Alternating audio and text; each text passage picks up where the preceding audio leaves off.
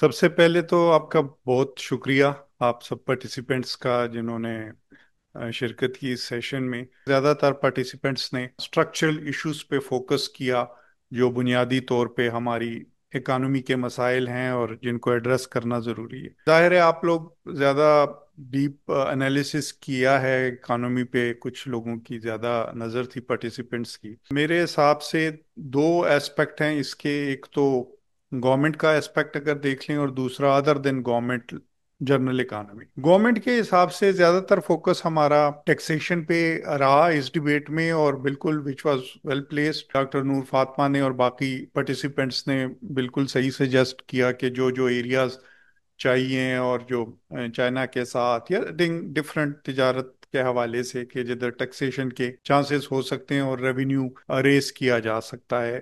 میں صرف ایک اور کو کہوں گا جس کی گورنمنٹ پہ نظر ہے، وہ ہے اخراجات پہ کٹ۔ اور بہت سی ایکسپینڈیچر ہیں گورنمنٹس کی جو کہ پروڈکٹیو بالکل بھی نہیں ہیں، اور ہیمریج جسے کہا جا سکتا ہے، اس پہ آلریڈی گورنمنٹ کی نظر ہے، اور اسپیشلی پرائیویٹائزیشن کا روبسٹ پروگرام ہے، اور پرائیویٹائزیشن کی طرف گورنمنٹ چل رہی ہے۔ تو ہوپ فلی جب یہ جو بہت بڑا ایک لاس ہے، رفلی کوئی 800 بلین روپیز کا جو سالانہ ہوتا ہے، تو یہ شاید اس کو کور کیا جا سکے آگے ایک بہتر پرائیویٹائزیشن پالیسی کے نتیجے میں۔